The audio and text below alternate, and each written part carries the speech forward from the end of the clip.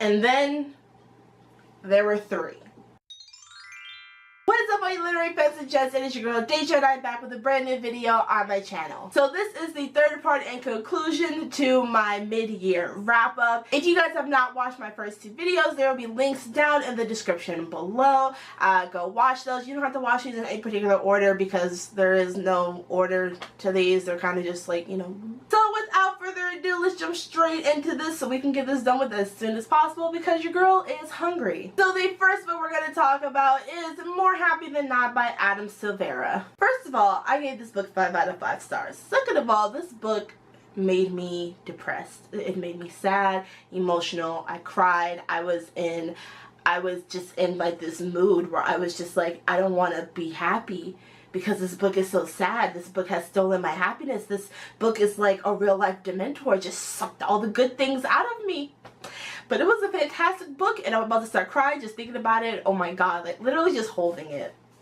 This book follows 16-year-old Aaron Soto, and he has a girlfriend named Genevieve, and Genevieve goes on this artist retreat. And while she is gone, Aaron makes friends with this boy named Thomas. But then Aaron starts developing these feelings, and he thinks that he might be falling for Thomas. And he doesn't want to feel this way because he loves Genevieve. Right? And in this world, there is this thing called the Electro Institute, and what they can do is they can wipe things from your memory so that you don't have to remember them. And Aaron doesn't know whether or not he wants to wipe all of the memories that he has of Thomas out of his mind so he can concentrate on Genevieve, or if he wants to keep his memories of Thomas because of all the great and positive feelings he's made him feel, as well as his healing process that he has gone through with Thomas because of his father's untimely suicide. But as the story unravels, things are not as they seem. This book wrecked me in the worst and best ways. This book was so powerful. This book made me so emotional. People tried to warn me when I said I was going to read this book for Sobathon. I was literally sobbing. I was ugly crying. Like, if you guys did not watch my vlog for that, I was just really wrecked. This is such a great book. It is fantastic. I do want to read again. I just have to be in the right headspace to do it. This book delves into relationships, not only with your parents, but with your siblings, as well as with your friends, with your significant others, and with lovers. It talks about how somebody who you cannot repress your own nature, because people think, oh, when you're gay, or when you're straight, or when you're bisexual, or when you're trans, or something like this, like it's a choice. Just like, it's not. It's part of who you are. And this book, I think, hits that on the head because how Aaron goes to these things and how he reacts to them, and then kind of how the story concludes itself. And it's just a really great book. Like, I literally don't know what to say about this book other than the fact that this is probably one of the most like heartfelt stories I have ever read in a book. And it hurt me, but at the same time it healed my hurt. And then it hurt me again at the end, and I was just like, that's so rude. Like, how you just gonna hurt me and then heal me and then be like, nah, fam, we're gonna leave you hurt. The only thing I can tell you is that if you're gonna read this book, make sure you get the Adam Silvera care package, which is a blanket, tissues, copious amounts of Netflix, ice cream, a best friend to hug you while you cry, maybe a cat or a dog for you to cuddle with, you know, just the basic necessities to make you feel joy and happiness again. This book was just absolutely fantastic. This is definitely going to be a book that's going to go on my list for best books or top books that I have read in 2018. The next book I want to talk about is Highly Illogical Behavior by John Corey Whaley. I read this book as part of the Marvelathon Readathon, and I gave this book 3.5 out of 5 stars. First things first, I've never read a book with a character that has agoraphobia. I do not know whether or not this is accurate, but from what I've read and from the description that I looked up of what agoraphobia was, because I did not know what it was, I was like, this seems pretty accurate. So this book follows Solomon Reed. He has not left his house in 3 years ever since he had this huge panic attack at school, and he just sat in the fountain outside their school. So 3 years later, Lisa Prater wants to get into the second best psychology school. And in order for her to get a scholarship, she has to write an essay on mental illness in regards to her life. And she decides she is going to cure Solomon Reed and then write her paper on her process of curing him. And how does she think she's going to cure him? By becoming his friend, treating him, then writing the story, and then never telling him that it was all fake. And not only that, but she drags her boyfriend Clark into this, and things just end up turning into a mess. For me, this book would have been so much better had the beginning not been so slow, and it would have been so much better had Lisa not been a jerk for a majority of the book. I don't think it's until like more than halfway through the book when she realizes that what she's doing is wrong and that she just needs to be Solomon's friend. There are multiple times where one of her other friends tells her this is wrong. Her boyfriend tells her this is wrong. And she thinks to herself, is this wrong? Nah, it's all for a good purpose. I'll eventually tell him. But of course, you know, things don't necessarily go the way she wants it to. Like I said, I didn't like how the beginning was like super slow. It's not until you get to page probably like 100 that things start picking up. And then Lisa herself, I did not like how she was portrayed. I was like, she could have had this revelation a lot earlier. I think as a future psychologist, she should realize that you should not be doing this. So I did like Clark. He was probably my favorite character outside of Solomon. And I did like how this book ended itself. Again, it wasn't like the conclusion that you probably wanted, but it was the conclusion that needed to happen. So I did appreciate that about this book. The next book I want to talk about is Leon the Offbeat by Becky Albertelli. This was the Hot Mess Book Club pick for the month of May. I gave this book 3.5 out of 5 stars. I loved Simon versus the Homo sapiens Jenna. That book was just genius. It was fluff galore. Like, it was cotton candy and unicorns and sheeps and gumdrops and rainbows all rolled up into like this beautiful short little novel. I loved it. It was great. This book was not that. So this book happens a year after the events of Simon Versus, and Leah has yet to come out to her friends that she is bisexual. And on top of that, she starts developing feelings for one of her friends. There were quite a few things that I found problematic about this book, and I use that word problematic sparingly. One, there is like an instance of racism in this book that Leia gets offended by, and while I understand like wanting to stand up for your friends, I thought that she took it completely out of proportion, and I didn't think that it was handled well. And then there's another thing about the fact that she's like plus size and dealing with that, and there's like this instance where she's in like the dressing room trying on clothes.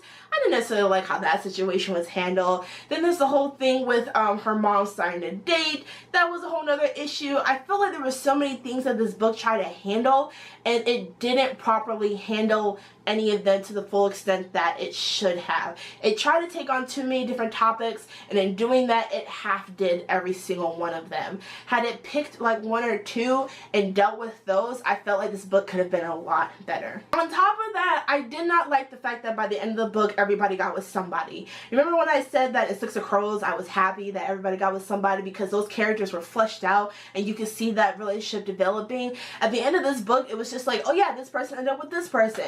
Like, you get a boyfriend, and you get a girlfriend, and you get a girlfriend, and you get a significant other, and it's just like, when? When did they talk? They didn't even talk to each other during this entire book. How are they suddenly dating? So I did not appreciate that. Then on top of that, the person that Leia ends up getting with by the end of this book, there was no like subtle inkling that this person was bisexual or that this person was developing feelings for her. I feel like it kind of just happened out of nowhere and there wasn't a proper build up to that. And then I didn't like how Leia herself was portrayed. Maybe just to me she's not as interesting of a character as Simon was.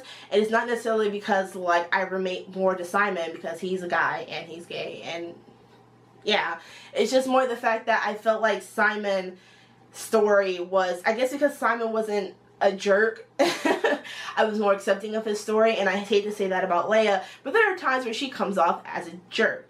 And it kind of explains why, because she's being defensive, but at the same time it's just like, come on now, these are your friends, you don't have to act that way. Just like Simon Versus, this book was great, was very well written, right? Becky Albertalli just knows how to write, and you can tell that when you're reading this book. I just didn't necessarily like the content of this book, and like I said, I didn't like how certain issues were handled, and I didn't like how certain characters were portrayed. So for me, this book could have been a lot better. Did I enjoy it? It was okay.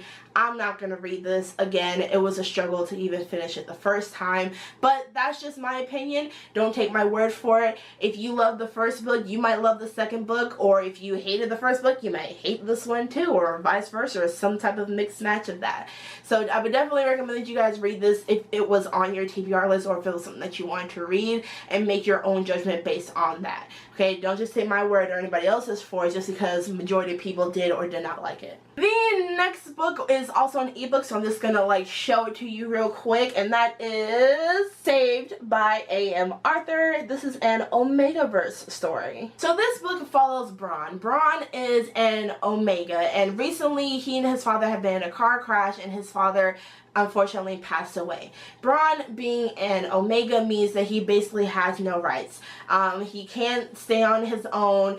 He can't go live with his brother, and his brother's mate, his Alpha, and so he gets sent to this halfway house. Braun does not trust alphas. All the alphas that he's encountered in his life have been abusive, whether physically, whether verbally, or physiologically, or mentally towards him and other Omegas. So he does not trust them.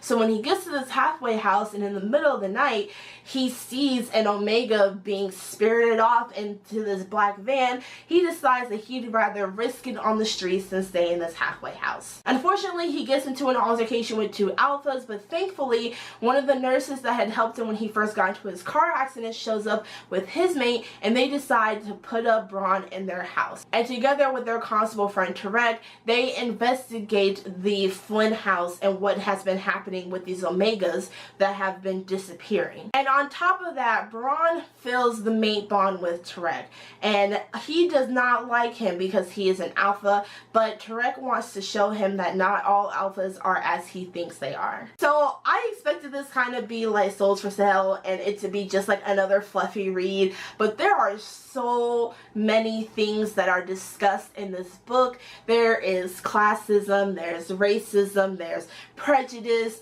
there's how people judge you based on your reproductive organs. This book tackles a lot of things that I think could apply to real life. Not to the degree as which it is portrayed in the book, but definitely some things that you could take from the book and apply to real life. I did want to mention that this is an adult novel. There is explicit sexual content, as well as there are no females in this world.